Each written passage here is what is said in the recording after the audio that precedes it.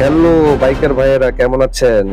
নতুন স্পিড লিমিটে কে কোথায় মামলা খাচ্ছেন একটু জানায়েন। এই যে এই মুহূর্তে সিলেট মহাসড়কে আমি ঢাকার উদ্দেশ্যে রওনা হয়েছি এবং দেখতে পাচ্ছি যে সামনে একটা বাস, এখানে কিন্তু অনেকক্ষণ ধরে আমরা একটা জ্যামের মধ্যে পড়েছিলাম।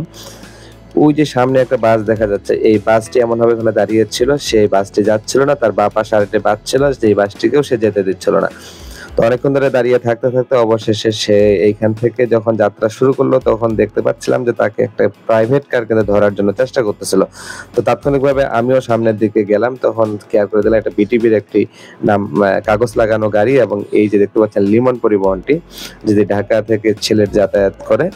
তো আসলে এখন এই মুহূর্তে যে বাংলাদেশে আমাদের যে মোটরসাইকেলের যে গতিবিধি নিয়ে কিছু রুলস জারি করেছে, যে বাংলাদেশ সিটি কর্পোরেশন, পৌরসভা এবং জেলা শহরে যানবাহনের জন্য নতুন গতিসীমা কার্যকর করেছে। মোটরসাইকেলের সর্বোচ্চ গতি থাকবে 30 কিলোমিটার প্রতি ঘন্টায় এবং অন্যান্য যানবাহন 40 কিলোমিটার। প্রবিধান অনুযায়ী 4 বা 6 লেন জাতীয় মহাসড়ক, এক্সপ্রেস ও সার্ভিস লেন ব্যতীত প্রাইভেট কার, বাস ও মিনিবাসগুলো গতিসীমা থাকবে 80 কিলোমিটার। মোটরসাইকেলের সর্বোচ্চ গতি থাকবে 60 কিলোমিটার এবং ট্রাক গতি থাকবে 50 কিলোমিটার।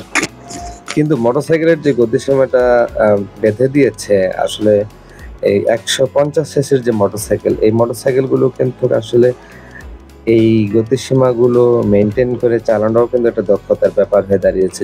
যদি গতি কম হয়, অ্যাক্সিডেন্ট যদি বেশি হয়, এটা যদি মনে করে এই ধরনের রুলস করে থাকে, তাহলে আমার মনে হয় যে এটা বিশেষ কোনো কারণ হয়ে দাঁড়ালো না। আসলে এটার মেইন কারণটা কি, মেইন রিজনটা কি, এটার সাথে এটার কোনো কিছুই মিল খুঁজে পাচ্ছে না।